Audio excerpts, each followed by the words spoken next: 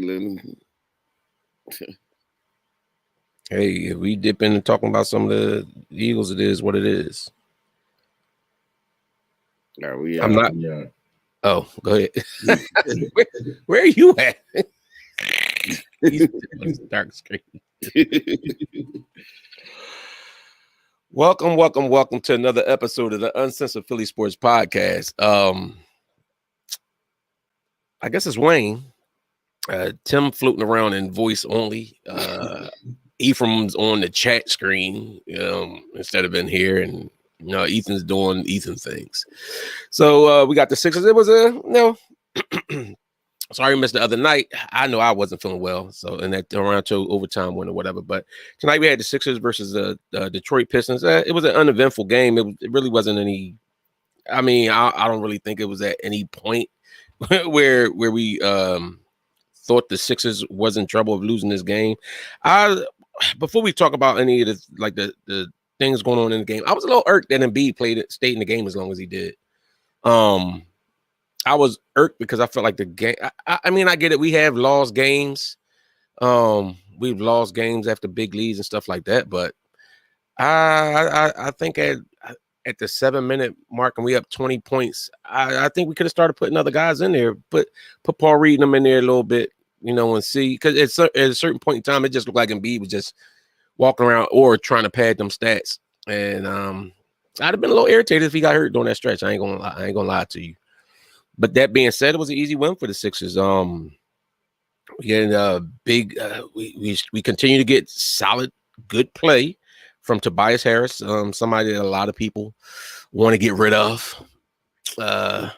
Yeah, MOC. Tim in there in the darkness.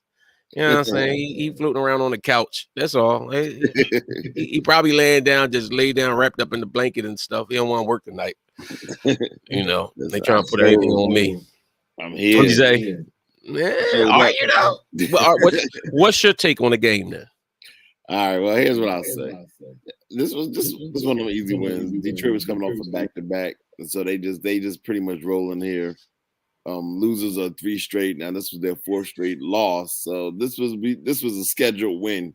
They're bad. They're a bad team. They're in the sweepstakes to get that young boy that's about this. He's supposed to be the next LeBron, next big thing that's coming over here. I forget his name. But so Detroit, their goal is to lose games right now. That's all they want to do. They want to tank. They want to lose games. They want their young players to play hard.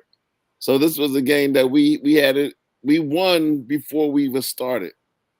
This was irritating me though about the Doc Rivers and his coaching. For some reason, Paul Reed is in his doghouse, and Paul Reed can't get out of his doghouse. The other day I listened to his press conference, and he said something that really irked me. He was like, he wasn't playing well, and so instead of him just talking to him and giving him more time to whatever he wasn't doing, coach him up and let him play. He hasn't played any significant minutes in a very long time in games and weeks. So basically, the backup center now is Harrell. Yeah, so that's what they're doing. That's the backup center, and he can't even get in there. He's just cheerleading. But he ain't even give Harrell that many minutes today. That's what I'm saying. I don't know. I guess Doc trying to fill some stuff out, but I agree with you. Like, this was the ideal game. This was the ideal game for him to be in there. So wait, what is Ephraim talking about? Something going on? We are live. We live, right? What is Ephraim talking about? Ephraim, what are you talking about? Yeah, Ephraim, we are live. So, but again, we still getting now. This is encouraging, even though it's kind of hard to it's not a game to get excited about and everything else, but it is still encouraging to see. It does look like we're getting more comfortable and better. The Sixers really didn't look like this looked like a coach game for them, But Harden's looking more comfortable. B looked like he was in coach. Well, B's been B. I guess he had to. Friday he'll probably be out here trying to pad them stats up some against the Clippers. Because he had a couple games where he wasn't scoring them 30-point games and stuff like that. Yeah. So at a certain point, you gotta get a little bit of his stats up. But But Tobias has been solid. The bench has looked better. The continuity is getting there. The team's defense is getting better. It's going to be interesting when Maxey comes in, like how he fits into the rotation. I keep thinking the same thing. Like, because we're playing well, but don't grant it. If you look at the last 6 games that we won, we've been playing against all bad. These are bad teams, but you only can play the people that's on your schedule. Right. But we are rolling right now. So when Maxey comes back, how does he fit into what we're already doing right now? I'm curious. So do you think, because because we could touch on this a little bit, because you're talking about Tobias. Now, Tobias has been underwhelming as a Sixer, at times, more times than not, he's been underwhelming, especially with the money that he's getting paid. But Tobias Harris this year, I think he's shooting around 40% for 3-pointers. He's worked on being that spot up 3-point shooter. Even just as long as a couple weeks ago, maybe even last week, some people in here, including Timothy, was talking about we need to trade Tobias and bring in Collins or something like that, or somebody else. Do you still feel the same way about Toby? How do you feel about Toby? Listen, I'm telling you, he's been playing very well. He's been very impressed. They put up a stat during the game. He's shooting 42% from 3-point land this season. 42%. That is amazing. In the month of December, he's shooting 59% from 3-point land. Almost 60% in December. And he's in the overall, he's shooting 49% for the year. So he's playing excellent, like exceptional. And here's where you can keep him on the roster. Because if you remember, going back to 2001, I don't know if y'all was around 2001 when we made our run, when we had that nice Sixer squad. That was the exact same squad that we had for a couple of years, but it clicked in 2001. But we didn't make any big moves. That was the same roster we had in 2000 and 1999. But what happened in 2001 with them years, they finally got it together, and we was rolling. I think at one point we was like 40-14. Then we made that stupid trade and traded for Dikembe. But before then, we was hot. I'm saying maybe not trade. I know I'm talking on both sides of my mouth because last week I was saying trade Tobias, but what's new? What's new about that? All I'm saying is I'm liking what I'm seeing with Tobias Harris. I really am. I like what I'm seeing with him. But see, this was my whole point all along with Tobias. Well, at least for this year, my point is Tobias Harris should be our small forward. We need a real power forward. I know PJ had 10 rebounds a night. PJ scrappy, this, that, and other. I know we paying PJ. But PJ as a starting power forward against real teams, real big men. I don't see it. Like when we go up against a Bucks team, I don't think PJ should answer at power forward. So, but I mean, if this is what we got, this is what we got. But and don't hate on listen, Toby's. You want Toby. This is what you want Toby to be, your 4th best player. If Maxey comes back and is Maxey, you want Tobias to be that spot up shooter, and at times and stretches when he have certain matchups, he can attack it. That's what good teams have. They have multiple players that could do that. What's up, Eve? What's up? I'm trying to figure out why Tim is in the darkness, but I guess that's neither here nor there. Like he probably went upside his head. He probably got a hickey on his head or something. No one. You know he do. Listen, in complete darkness, we're all the same. That's what she told you. That's what she said. But yeah, I mean, tonight was like you said, it was a coach night. Everybody got on the party a little bit. I mean, it was the bench did well. Whatchamacallit, DeAnthony Melton. I mean, he continues to do his thing. Like he's been impressive. I'm just. What he had tonight? He had 23 minutes, 24 minutes. Like you got to find a way, even when Maxey come back, to keep his minutes high. I don't know. I mean, that's the coach's job to transition Maxey back. He had Melton. You said Melton? Oh yeah. Yeah, 24 minutes. Why did Milton have 32 and Melton only had 23? I guess I don't know. Shake did have a lot of minutes. Yeah. I mean, it's going to be up to but you got to remember, I think look at a lot of our starters. Some of our starters, Tobias only had 21 minutes. True. B had 34, but PJ had 21. PJ actually minutes been around 20 minutes a game for the most part because he ain't been playing offensively that well. Even though his defense been solid, he ain't been playing. What's up, Dave Young? What's going on? Yeah, Golden State X-Man. I'll get on Golden State in a second. Let me address what happened with the Sixers. but this is that was my point. I was talking about with that too. But we'll talk about that. But Sixers, I agree with Wayne. Wayne said earlier this is kind of coast mode for us. We got the lead early. The game was never really in doubt, and they just kind of coasted. B was kind of off a little bit, but they didn't really need him to be on. A lot of other people was hitting. Tobias played well. What Harden do? Harden 15. What was he shooting? 6 for 14. That wasn't too good. But like I said, Harrell. Well, I think Wayne mentioned it, or I said it in the chat. Harrell played well. He did his thing.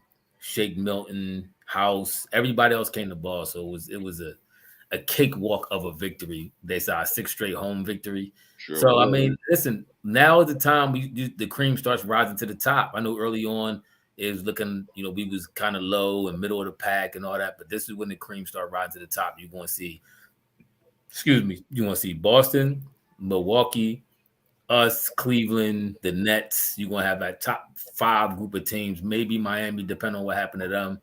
But that's going to be the contenders in my opinion, from this point forward. I agree. Yeah, and that's a good, and Clarence made a good point, and he talked about and that was Ethan. MOC. Ethan called him Shook Milton. It's Shook Milton. But this the thing though. When we sit here and we talk about like earlier when we was talking about how the Sixers was so far back, and how certain people in here get because Boston look like that nobody could beat Boston, and then we get the Bucks. Nobody could beat the Bucks. The Sixers got no shot. Then we saying about Boston. But this the part that gets me though, right? Because then when the Nets play well, the Nets start playing better. Oh, watch out for the Nets. But when the Sixers start playing better, what I mean? It's like we can't appreciate what our team is doing. Like him come here and apologize to Tobias Harris. Because remember we was talking about in our personal chat earlier today. Did he come? Did you call him to the front of the congregation on that one? He backtracked on the Tobias slander, but he fell short of apologizing to Tobias. But see, I'm not one of them type dudes to make somebody put out an apology form, say you got to apologize because you call it how you see it. You know what I'm saying? Like however you see a person playing. My whole thing is everybody's not going to be the best at their position. But sometimes you got to look at, and I felt the same way when we had Ben, when he was here. I didn't think that he was the greatest, but I thought that there was some value to this team if he would have played in his role. So I'm saying the same thing, and I've been saying the same thing about Tobias. Like Tobias to me is not a number 2 star on your team. And he's not, even though he's getting paid like that, that's not what Tobias is. But if you put Tobias in a role, whereas though, and you have a definitive role for him, and I think that's the issue with most of the guys on this team. If you have a definitive role for all of these people, and this is where Doc comes in, where Ethan always ripping Doc, and Doc has to get these guys their definitive role, know what you want from them. They need to know what's wanted of them, and then let them grow from there. And I think we're starting to find that. But then who knows when Maxey come back in? Who knows with Doc? Next thing you know, you might see Melton getting like 10 minutes a game. You know what I'm saying? And for whatever reason, he matches up with Cork better, so I'm gonna put Cork in with him. Doc gonna have to do his job. I agree. Hey, Harrell, Dave Young, I do agree. Harrell do got to stop missing layups. He been missing layups all year. I don't know if that's his thing. I never really watched him closely enough throughout his career to know if this is a new thing or this is his thing. We got to find that out. But he has missed a lot of bunnies this year. I don't understand. He right there at the basket. I don't know if he's just trying to get it up fast before he get his shot block or what. But he has missed an exorbitant. That's a new word for the day. Exorbitant amount of layups. I don't get that. But somebody else said something too. Oh yeah, no. And I agree with you, Wayne, about Toby. Toby has found, and this is what Tim was saying earlier. I don't know if he said this on the pod, but he was saying this earlier when we was talking, because Toby mentioned that how he, I guess, foresaw his role with this team changing to more of a spot up shooter. So that's what he worked on all year or all off season. Rather, he worked on his spot up 3 game, and his 3 been on point. Toby's 3 has been on point. That quick pump fake, step to the side, shoot it, or just catch and shoot. It has been incredible. So I mean, I'm building more faith in this team. Somebody said, I think it's Mr. Wing said he don't got no faith in this team. He said he's seen it all before. I guess he want to wait till he gets to the playoffs to really get too excited. But excitement is drawing for me. I'm liking what I see with this team. I'm liking the cohesiveness, kind of what Tim talked about earlier. That was all Tim got that from me too. By the way, let's know that Philadelphia team that grew together over them years and then finally made that championship run. That was my always claim to. I always said that about that team. I don't recall. Yes, you do. Yes, you do. I was actually irritated when they blew that team up. They came in and threw the hand grenade after the finals. Apparently, they blew that team completely apart, and we were never the same after that. But most of them teams, you gotta remember though that the league changed the rules after that year. Remember, that's when they started allowing zone defenses. Yeah, that year, you talking about after AI and went to, and I remember they changed the rules up to the game, and now you got Mutombo who can't do nothing but, you know what I'm saying, stand in the paint or whatever. They kind of, so it was an adjustment in the league, but this is my thing though to say about that. Sometimes you just got to enjoy the season. If that's the case, then don't enjoy nothing. Then don't watch. If you're an Eagles fan, don't watch the Eagles until the playoffs and see if they make it to the championship. We got only one team wins every year. One team from each conference goes every year. How many teams do y'all see that just get there every year and get into the so sometimes you get like, look at Atlanta. Did Atlanta get put out in the first round last year? So it's like they went past the second round against us. Now what's the difference between that? Whereas you'll have a team that might make it to the third round once in like 5 or 6 years, but then don't even get out of the first round. No, I agree. Remember it was the same thing with the Eagles when the Eagles was getting to the make it shine. Go ahead. Remember when the Eagles was getting to the NFC conference game every year, and it was like, man, they get there every year. What you gonna say? Well, I ain't watching them until they get to the Super Bowl. Then, like that. I mean, the saying is, it ain't about the destination; it's about the journey. So the journey is always the fun part to me. You gotta enjoy the journey, man. When you go on the car ride, you look at the sights and sounds. Like, oh, look at this, oh, look at that. You play My Car and this, that, and the third when you was a young bull, and all that one headlight. You stop at the little rest stops and you see. You enjoy the journey. That's what we're doing right now, Mr. Wing. So I know what you're saying. You saw situations like this before, but this is a new Sixers team. Our bench is deeper. Harden's playing a lot better. He's playing like the Harden that we expected in the trade. Toby has taken to his new role a lot better. Maxey has improved. So once again, we'll see him. Hopefully he won't have no more injuries going to the playoffs. And that's going to be crucial. Hopefully we get him back probably after the All-Star break or something like that, or somewhere before. And then he could come back in, get acclimated back with the team, and we can make that run. I think Sixers is definitely, I honestly think we going to, at worst, we going to the Eastern Conference Finals this year. We got to get to the Eastern Conference Finals. I agree. We got to blow this thing up. I think that's where we're going. We getting out of that second round exit. When you say much is not happening again. When you say blow the thing up, Tim, what do you mean blow it up? How? Doing what? You got to go new. First of all, Doc is up to me, and I was a Doc fan, but he's in a hot seat because I just don't like what he's doing as far as development. He has an opportunity to develop Paul Reed. He's not doing it. We may not even need to make a significant trade if he just play the players that he has in the right roles. I mean, put Paul Reed at the power forward position. Why not? You rather take your chance every week with the boy that's scoring giving you 3 points. PJ. Paul Reed still got to learn a little bit how to play defense, though, a little bit. This is what the regular season is for. No, I agree. Listen, I agree. I'm adamant about getting a young player some clock and all that kind of stuff like that. That is the flaw in Doc game. Every coach got, just like I was telling you about, every team has flaws. Every coach also has flaws. Doc still got that old head mindset. That's hard to break. We talk about that amongst each other a lot, about that old head mindset and how hard that is to break a lot of times when you're used to doing something for so long. And you won like that. He already won a championship under his belt. He's been to conference finals. He's been to 2 championships before. So he's been to a couple conference finals and all that. He's one of the winningest coaches of all time. So you stuck in you get in your own way sometimes. But with that being said, I do agree with you. But I don't think that single-handedly with this team will hold us back from going deep into the playoffs. I don't think Paul Reed is that important in the lineup that he's going to make or break a championship run for us. If he was a little bit more talented and a little bit more ready, and we didn't have players stepping up, I may say I agree with you. But I think this team right now is consistent with the way Melton is playing, with the way Toby is playing, with Maxey coming back, he's stepping up, the way Harden is playing, the way Beat is playing this year. I don't think it's absolutely necessary Paul Reed getting the lineup. I still do think we need to improve the power forward position. I just you think Paul Reed's gonna be that much of an improvement if he plays this year to get us over at least on rebounding, and we say we want Paul Reed plays defense.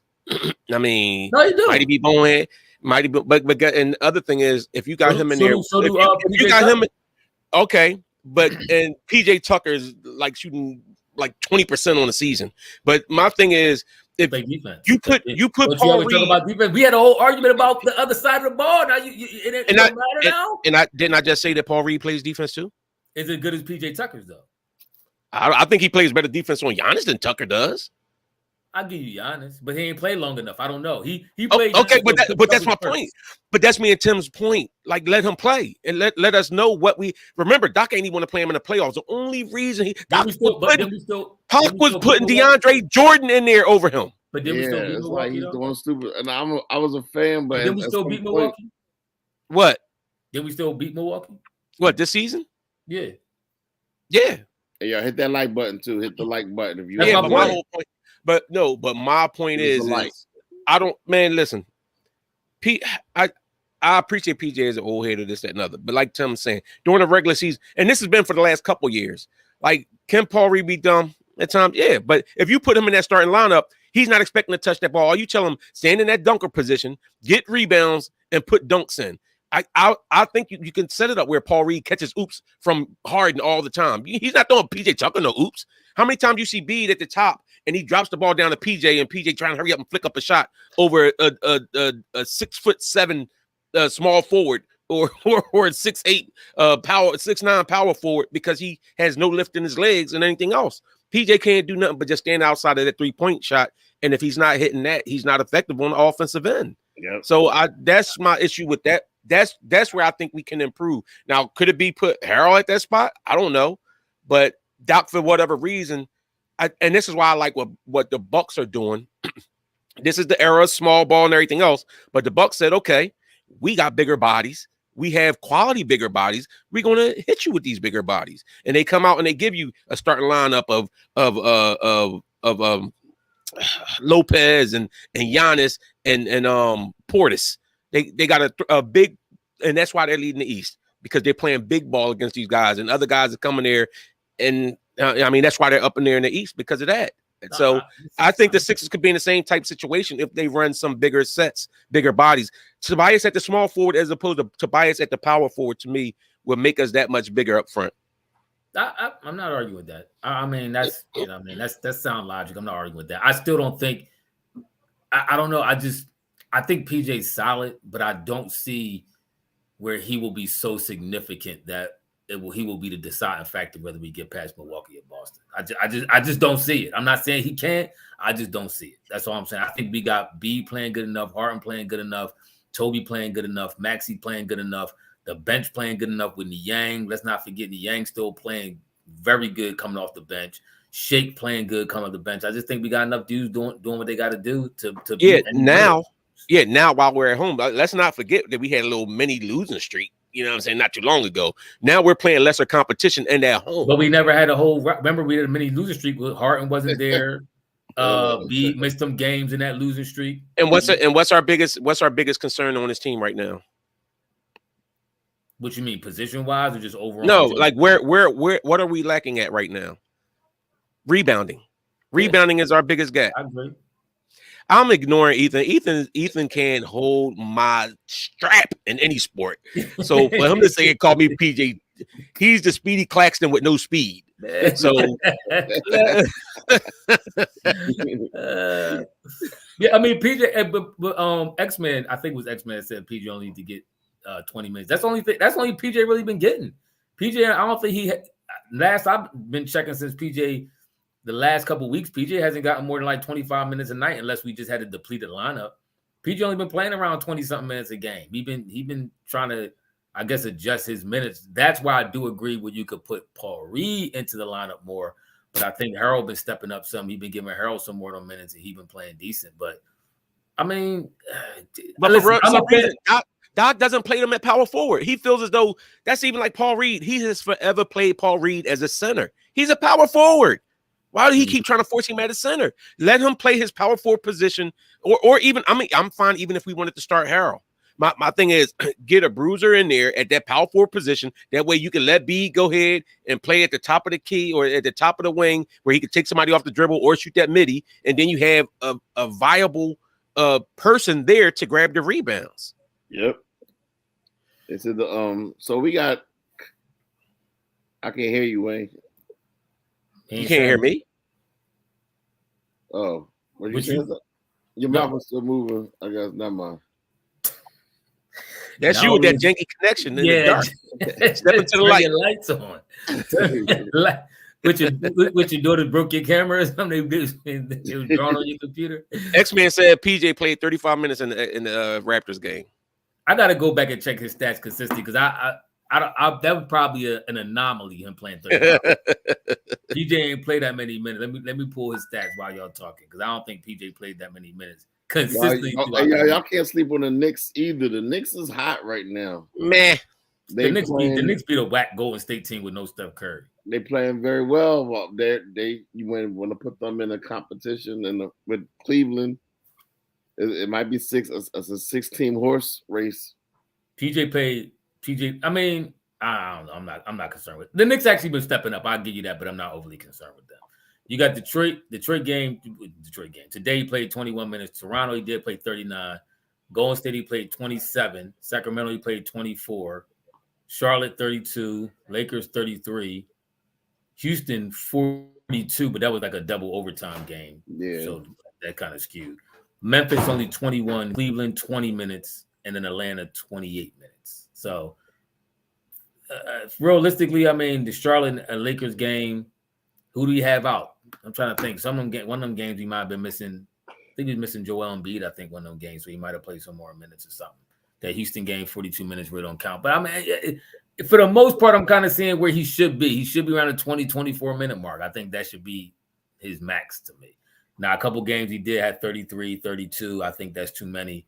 And then a couple games before the Houston game, he had 28, 20, and 21. So sometimes it's based on what the lineup look like, how he's playing during the game. Sometimes it look, based on who we have available. Because remember, Niang missed it. Because sometimes Niang come in and play forward. Sometimes remember Niang was out a couple. Yeah, games. But some of them games where he was getting these big minutes, you had Harold getting like 10 minutes and Paul Reed getting like 9 minutes. That's but then true. PJ in there getting 30-something minutes. That's ridiculous to me. I'm not disagreeing with that. Listen, I'm a proponent of the young boys getting in. I've been telling y'all that I like how Steve Kerr do that with the young boys from Golden State, get them playing time and all that kind of stuff like that. So I'm an avid proponent of the young boys getting time because you may and possibly will need them deep into the season or at some point in the playoffs, and they're gonna need that experience to step up. Hey, Mark. Mark said, "Why was they interviewing PJ after the game?" Because he had 10 rebounds. This might have been the first game he hit double-digit rebounds with the Sixers this year. Yeah, he probably averaging like 5 rebounds per 40 minutes. No, 3 rebounds. Yeah, 5. What's that? What they do about per 36? He probably averaged like 4 boards per 36. No, ain't no way. But 36, he got to average more than that. That's hating. You hating now. I'm about to pull up his per 36. Yeah, listen. If this don't show y'all, and I be talking to Wayne, Ethan, and Tim, and I be burning their ears. They be getting mad. I know I get on their nerves because I talk a whole lot of Steph Curry. I firmly feel Steph Curry, in my opinion, is one of the best offensive players ever to play the game. His impact offensively is unlike anything I've personally ever seen. I don't think anybody ever disputed that. They said nope, exactly. Don't nobody dispute that. What's the point that you making? What's they stats? No, y'all do try to dispute that. They stats. Nope. They stats said Golden State is the number 1 offensive team rated team offensively by far when Curry's in the lineup, and they are the dead last, the worst in years when he's out of the lineup, and it's showing. Them 2 games they just lost, they're going to continue to look like that without Steph Curry. He generates that much for him. It's ridiculous. And also their defensive rating is also higher when he's in the lineup too. That's another stat that a lot of people don't know. But Nets got an easy victory tonight because Golden State without Steph Curry is going to be doo-doo. They're going to be doo-doo. The Nets got off an easy victory. They was up, I think, 1 point by like 40 points. Then I looked at it. It was like 91-51 or something. They was destroying Golden State. And the Nets are a good team. They got KD and Kyrie. They better be good. And they got some solid role players. Steph Curry, I don't know if he played tonight. They got Joe Harris, who's surprisingly been coming around. He's been playing like garbage for a couple of years. I know he came off an injury. But he's actually finally starting to step up and play well. They got Claxton. They got some ball. And they got the ball from TJ Warren, who his first game back, I don't know what he's been looking like lately, but his first game back, he was balling. He dropped like 20-something points. So, I think the Nets problem is going to be what their problem has been the last couple of years is lack of a big man. Claxton is okay. When you go up against teams, that's even like Cleveland. Cleveland has a legit center, a legit big man. Bucks have a legit center, a legit big man. Boston has a couple of big men that, you know what I'm saying, that can play. 6 got Embiid. The Nets have the skill position, but they don't have and I get it, like this has mostly been the small ball era, but when you got teams now that have quality big men in the league. We haven't had this many quality big men in the league in years. We have quality big men in the league now, and I think that the reason why the league went more small ball was because you didn't have as many quality big men. But now you have big men now who can play like a big man. They don't got to be under the basket, back to the basket every time, but they can play like a big man and be a quality big man in this league. And you have quality big men now. To KD, somebody asked how much KD had. KD had 23, 7-5. He played 29 minutes. It was light work. That game was over in the second quarter. So December 20. Hold on 1 second. I had your whole Golden State. No, I wanted to. You're right. I wanted to talk about with Ethan. Ethan mentioned something I thought was a good topic. He said Dame said Curry the best shooter ever, and he's number 2. Do y'all agree with that? Dame Lillard? No. I think Dame is actually. I think he's underrated. I actually think he may not be number 2, but he may be in the top 5 if I really think about it. Dame actually does not get enough credit for how well he shoots. He's vicious. Kobe number 1, Steph number 2. No. Shooter. Kobe's not nothing shooter. He's scorer, but not shooter. And see, this is where Ephraim's giving this misguided direction. That I got to tell them, I got to argue with them every day about nobody. No, I didn't say argue with y'all. I just said I know I get on your nerves because I talk about it every day. Well, yeah, this is why he gets on our nerves because anytime anybody mentions something about, like today, it was a whole argument about who's better, Giannis or Curry, and he's talking like his Curry is far better than Giannis because his efficiency, like Giannis' efficiency, all he kept. I said he's better. I didn't say he's far better. He starts putting on the glass. Well, because the efficiency of what Steph Curry, if you look at the amount of shots he shoots and the 3-pointers that he makes, and meanwhile you talking about Giannis averaging 14 when he was averaging 14 rebounds with 39 points or something like that. Well, his efficiency is not that good. I said the reason why. This is the argument I made. I said the reason why. Milwaukee, one of the reasons why they lost to Boston in the playoffs because Boston was able to drop Giannis' field goal percentage drastically. He was shooting, I think, for the season like 52, 54% from the field, somewhere around there. Boston held them to 46% field goal and like 29% from 3. They with Middleton missing, yes, because he had no help. They built a wall. And Giannis cannot shoot a mid-range jump shot or a 3-pointer consistently, and his free throw is 64%. I said, in my opinion, you cannot be the best player in the league if you're not a complete player. Giannis is not a complete player yet. He has all the intangibles. He has the heart, the desire to want to. He has the athletic ability, all that, so forth and so on. But he's not complete. He can't shoot a mid-range jump shot. He can't. Steph Curry to me is the most complete player in the NBA right now. He can shoot it. He's a little streaky when he's hot. Consistently, your average is what your average is. Mid-range jump shot, he can't. Yeah, but you said to say all that. That's just like if Steph Curry's playing there, and then you don't have Wiggins or whoever their number 2 scorer is to shoot, and you can put more bodies around Steph Curry because he doesn't have that help. His numbers are dropped too. That's just like case in point. In that game when Steph struggled, and whatever. What he do? He might have struggled shooting, but what he had, his assist was through the roof because he was passing to these other guys who was hitting shots. They stepped up. I agree, but my point is, and this is the point again I'm making. He could have. So you telling me that if his field goal, if he had a better jump shot and his field goal percentage is higher, and his free throw percentage is higher, and his 3-point percentage is higher, that he couldn't have helped his team win? Like it wouldn't have been more effective for helping his team win. That's with anybody. That's with anyone. That's what you're not exactly my point. That's with any player though. My point. If he listen at a certain point, that many incompletions, that's with anything. Exactly. So efficiency is a huge statistic when it comes to winning and losing games. It's huge. If you want to say he's number one, then you got to split hairs on what makes him number one, what separates him from everybody else. He's an athletic freak. He's tall. Yes, he got all that. His defense is solid. He's not locked down like some people try to say. A very solid defensive player. He gets to chase down blocks and the weak side blocks and all that, but he cannot shoot the basketball. In my opinion, if you can't shoot in today's NBA, there's no way I can say you're the best player in the game. I can't. But for one to sit here and say his defense is not locked down, when you have to be the bulk of the offense on your team, usually you're not going to be locked down defensive player. Like even in the games when what's his name was carrying the load for Toronto, Kawhi, he wasn't coming down dropping 40 and then locking down on defense. No, that's why they were trying to hide him, have him guarding Ben Simmons. You don't have to. I didn't say you have to be a lockdown defender. You have to be solid at it. He's not solid at shooting jump shots. He's not. Okay, you're saying that, but guess what? Steph Curry's not solid at playing defense down in the post and all that other stuff. So no, he's not. So who's he stopping in the post? So my thing is, if you take, you're saying he's solid at defense, but he has defensive players all around him. So if you remove the players that play that great defense, and now he has to step up and play more, that's like saying, see, they lost because Steph Curry couldn't grab 20, because Steph Curry couldn't get double-digit rebounds. They lost. No, that's not his game. That's his.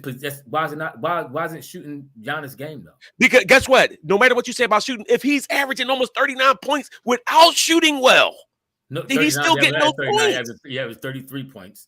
But at the same time, I'm gonna answer you and Herb's question at the same time. Steph Curry, people don't know. This is another myth that people have created in their minds.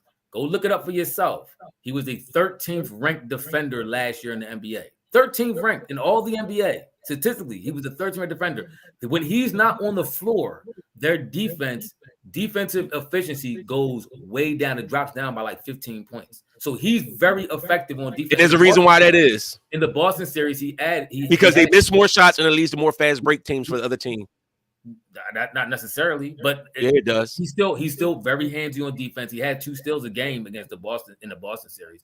He's very active on defense. You cannot abuse. It used to be a time where when they was running defensive sets, they could pull Curry out the game because they would try to attack him on defense. Boston tried to attack Curry on defense a number of times. So did Memphis. They tried to attack him with John Moran. So did Dallas. They tried to attack him with Luka. You cannot attack him like you used to be because he's a solid defender right now. He is, in my opinion, the most complete player in basketball. Giannis has he's the most complete player in basketball. Yes. He averaged 36 points, 32 points, 30, 33, 32, and 33. I'm going to tell you why. He's the most efficient player on offense, and he's solid on defense. You cannot abuse him on defense. You can't run nobody from the guard position or from the forward position and just completely walk him down and abuse him. You don't see that happen. And he's the most efficient offensive scorer in the game. He's one of the best free throw shooters in the game. He's the best free throw shooter all time. He's the best shooter. He can score from anywhere in the court. He can knock down the 3, the mid-range, and the free throw.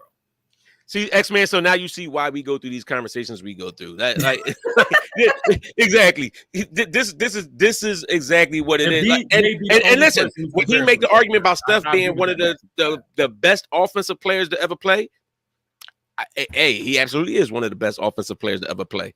But you're not going to say and tell me he's the most complete player. Or that, I mean, if you want to talk about offensive, Joker is a better complete offensive player than Steph.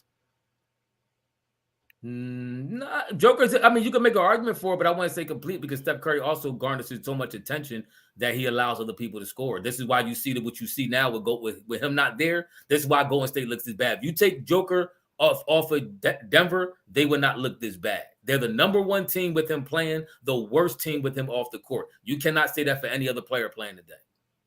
You can't. Why can't you? Because the stats don't prove it. Everybody missed a couple games. Well, you can't say that because Joker's played every game.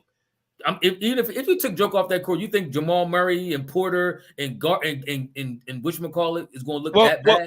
Well, he did do that last year. He didn't have those guys, and he was still doing what he was doing. Yeah, because that's what I'm saying. He's a ball. Don't get so me if wrong. you would have took him off of that team, then yes. If you would have took him off of that team, then yes, they would have stunk. You might have an argument for that. But he's still not as efficient as scorer as Steph Curry. His EFG, his effective field goal percentage is through the roof. He's the only player to have averaged 60% effective field goal and score over 30 in history. Only player. Kraft, I said Joker. I said offensively. I didn't say complete player. See, I ain't say complete player. Period. I said offensive. You can make an argument for Joel Embiid being a just as good as a complete player as Steph Curry. I still will give the nod to Steph, in my opinion, because all the attention that he gathers from the moment he touches the ball. Joel Embiid really a lot of attention shown to him once he gets into the paint, and maybe even inside the three a little bit. Then he gets a lot of attention. Steph Curry, if you watch any Golden State game, as soon as he inbounds the ball, you got a man running down. I've never seen somebody stop the catch. He from wants everybody to believe that Steph Curry gets triple teamed at the 3-point line. We reached the max with Steph Curry talk. We also are not going to talk about the fact that they set multiple picks often for Steph Curry to get him open looks too, as they did throughout his career. Because you got to, because they run a lot of people at him, so you got to set him off. So he needs help to get open to do all that shooting. Yeah, when you got two people on you, you need help. You need to get the one of them off.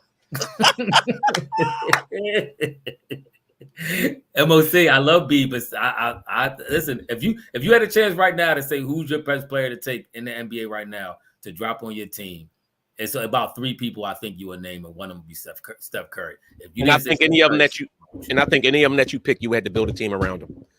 There's no player in the league right now that you're going to take and just say, "Oh, I'm gonna fill in players around them," and they're gonna win. There's nobody in history that you can say that about. Maybe except LeBron James. I was about to say Brian. Brian pretty much. Brian career pretty much been like that. Yeah, he may be the only one who. But even with that, he still didn't win. He took you there, but to win, you still gonna need a team built around you. Yeah.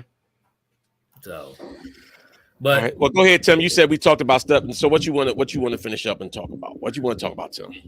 He just want to talk about Jalen Hurts. That's all. He just been dying to talk about Jalen Hurts. That's all. There you go. Go ahead, Tim. No, y'all destroyed my high. All that talk with Golden State. It was good. What NBA talk? The NBA talk destroyed your high.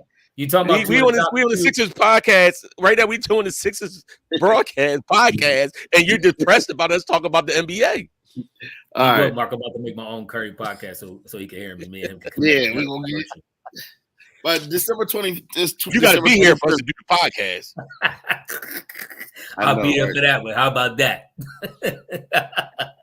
There's 5 games on December 25th. Any of y'all looking forward to any of them? Sixers is with the Knicks. They start off. They kick off 12 o'clock coverage. Then the Lakers is Dallas. Milwaukee and Boston is the one I'm looking forward to. I thought the Golden State game was going to be good, but now it's going to be trash. That's true. And then it's going to be finished up with Phoenix and Denver. Any highlights? Anything you want to look? Phoenix and Denver, I want to pay attention to. And who you say? Who was Boston playing? Milwaukee.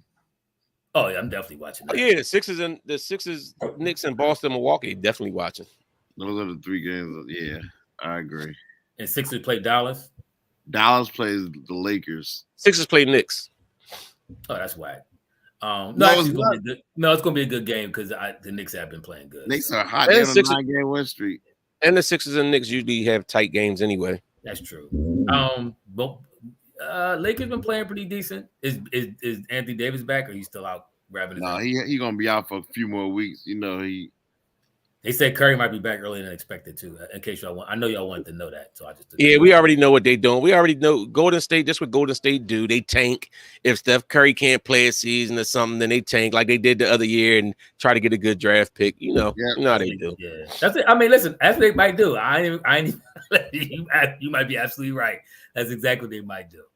They got a championship last year. The difference is they actually draft good players. So. Yeah, it's amazing. It's amazing, and this one of my pet peeves with the NBA. You got so many guys that get paid this GM money and stuff like that. Like for real, you got a few organizations that draft well. It's not a lot of them. You got a lot of these other ones that just go out to free agencies and this, that, and the other. But you look at Golden State drafts well. I think that Toronto drafts well. Toronto's problem is you just can't keep no star up there. Nobody want to be up there. You know what I'm saying? They do something uniquely though. They don't draft American-born players. Yeah, because don't nobody want to stay up there. Listen, you're not getting no dude that come from America, especially a Black American, is not going to want to be up there and be like, yeah, we repertoire. I mean, Vince was up there for a few years, but you could tell Vince wasn't happy up there. Vince was just up there because they was winning. After that, Vince got a chance. He was like, I'm out. T-Mac ain't want to be up there. Yeah. So, Toronto's a nice place to visit from what I hear, but he ain't trying to live up there. Yeah. Just like Utah, didn't Donovan Mitchell say he happy out of Utah? He ain't seeing no blacks in Utah. Only black man that loved it in Utah was Karl Malone, and he thought he was one of them. He walked around with his cowboy boots and his cowboy hat, and his snow bunny. He was in heaven up there. Donovan Mitchell said, "I gotta get out of there, man." He said, "Listen, ain't enough color." Karl Malone was the original trail off of White Chicks. Somebody mentioned about PJ being like trail off White Chicks. That was Karl Malone. Yeah, I had to agree with that. Hey Tim, you want to talk about Jalen, man? With Jalen Cup do you think Jalen gonna play this week or what? That's the thing. Like that's the biggest question. That's the $1 million question. Will Jalen Hurts play against the Cowboys? They're saying, well, I'm not saying they. Some are saying that they didn't really want that the news of him being injured to get out there, but they said is he really injured or is he just got banged up a little bit? Because I think he was just banged up a little bit. Honestly, he finished the game out. It didn't look like he was. Not saying that you can't be still affected afterwards, but I don't think that he was. I think that he still was going to play, and then then once word started getting out, now it's kind of like when the word get out there like that. Now it's kind of like you gotta. Because now you can't just be like, oh, it don't matter, and you put him out there. Then if he get hurt again, they're gonna look at you as an organization like you screwed this up. Yeah, the media gonna feast on him. Yeah, that's what I'm saying. I do think somebody X-Men said he gonna play. I think he gonna play. So I think he lands. A lot of people said he gonna play, but is it worth? Is the risk worth the reward? I mean, you got 3. What's the risk? The risk is, let's say he injures it even further, and now he's lost, or he's only at 50% for the entire playoff run. Did they say that's a chance though? Is it one of those injuries where it's like just a nagging injury where if you could, it just, you know what I'm saying? Like it's not going to get where sometimes you have an injury where it's not necessarily going to get worse. It's just about your pain tolerance. Like, can you play through it? So many people that always say is can't get worse. I can't see how you injure and not able to get worse if you bang it or do something. To me, but that doesn't necessarily make it worse just because you feel pain in it, and it might still be the same, but not getting worse, like doing structural damage. So it might be a case where he could play with the pain, and it's like, all right, if he could play through the pain this game, get this win, get it under the belt, and now you rest up and heal up. I mean, I personally think he could control. This is what I always said about Jalen early on in the year. Me and Ethan was avid proponents of this, saying he needs to hand the ball off and not play as much hero ball. When you start playing hero ball, you run the chance of you getting hurt. Now, we heard Sirianni say that a lot of them run calls, them plays that Jalen decided to run on was RPO, so he had the option to hand off. It wasn't a call run. I was actually talking about that in another text thread that I was in. Some people was like, Sirianni to stop calling. We calling too many run plays for the quarterback. And I'm like, yo, those are RPOs. He has the option to hand off. So I say all that now to say he has control on how much he gets hit. The quarterback is the most protected position in all of sports. It's the most protected position in all of sports. He has the authority to make sure that he don't get hit that much, to get rid of the ball, get down if you go and run, or hand off the ball to the running back. So I think playing, he could be all right. He could safely put a game. Tom Brady, 45 years old. Tom Brady ain't built nowhere near like Jalen Hurts. So if Tom Brady could know how to get the ball in his hands and not take no big shots and all that kind of stuff, Jalen Hurts could do the same thing. Just play smart. We could beat Dallas with you playing smart football, letting your Pro Bowlers and your reserve Pro Bowlers and Devontae Smith and AJ Brown and Sanders, let them do their job. And Goddard coming back? Goddard may be back this week. Yeah, I think Goddard is back. Let them do their job. Let them eat. We'd be all right. He could play, still win the game and not take no shots. It's like they got. Mark Minshew. I don't think about the MVP. I don't think that the MVP race, I don't think it's predicated on what Jalen does right now. I think it's more about what Mahomes doesn't do, because you know how it goes, and you know, in football, especially. I remember even in basketball, but mainly in football though. Like I remember it was a couple players that would say, "You get rewarded on what you've done in the past in football." Like if somebody balling out this year, this won't be the year that he necessarily gets all the props and praise that he should get. But like the next year, everybody watching you now. But like, so like say if Jalen balling out this year, but then you have established court, like if Tom Brady was balling out and Mahomes balling out, these are guys that already been on the radar. So everybody already looking at them. So Jalen would, unless Jalen just completely outplays them, he's not going to get that same recognition. So if he's on that same playing level with Mahomes more than likely is going to get the, even though Jalen's on a better team with a team with a better record and everything else, they're going to probably get a nod to Mahomes. I could see that. Hey, Max, I mean, Herb said he said we can rush for 250 on them with Miles and Boston. I agree. I mean, even if we don't rush for 250, Jalen could pass. We showed we could win with Jalen passing for 300 yards and only rushing for 150. So this is what I mean when I say Jalen determines his level of contact that he receives during this game. He determines that for the most part. Now, granted, some shots, Bull coming on a blitz and you got to hang in the pocket and all that kind of stuff. You're going to take some shots because it's football. But for the most part, he can determine how many extra shots he's going to take outside the normal. And just by getting down, getting the ball out of his hands, even when you scramble, just throw it away. You don't got to you always try to run for it. Throw the joint away. I mean, let live to play another down. So I this think weather is more conducive to running anyway. The weather that we're having now is more conducive to running anyway. Yeah, I agree. I think he should win MVP, though, even if he missed the game. If you only miss one game, I still think he should win MVP. Now, if he misses the rest of the season and Mahomes balls out, then at that point, I think you do got to take points away for him not playing in those games. If he didn't play and Mahomes 1 out or 2 out of the last 3 or whatever, and Jalen didn't play at all, and Mahomes put up good numbers, I think you got to give it to Mahomes. But if you only miss one game, I don't think if you miss one game, that should make you miss out on MVP. Tim is gone. Yeah. Well, I guess that's that's a wrap. That means it's over. It must be a wrap. Tim got kicked out the house. Like he came down and closed the door. like, yeah, she's like your time is up. Yeah, she yanked the cord like, unplug this. My bad. I don't know. And the generator he got running just ran out of gas. He had to go put some more gas up in that joint. Mark said Tim was never here. No, but that's gonna wrap. We had a nice little lengthy show tonight, man. I think that I think we kind of made up for the fact that we wasn't on here Monday.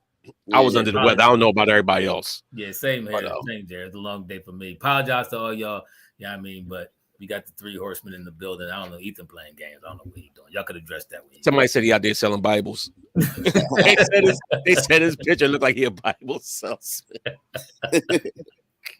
Hey, look, guys, we do that. What he said, that's a part-time job or maybe full-time, whatever. But no, it's a good show. I see y'all when we play again. We play Friday against the Clippers. Friday, the Clippers in town. Kawhi, if he's here, I don't know if he's gonna show. And then we got that about playing regular season. Y'all hear that? Oh, I know he ain't. Why? He said playoffs is the time he played. I guess when you got that many rings, it's like, even though I think that's corny though, because you don't allow your team to get the continuity, but. And the fans, listen. Oh, absolutely. At the end of the day, like I was upset when Curry didn't play because he got hurt, but you want to see these dudes on the court when you go down there. Yeah, I break together my heart on coin. You know what Ephraim looked like when Steph Curry ain't play?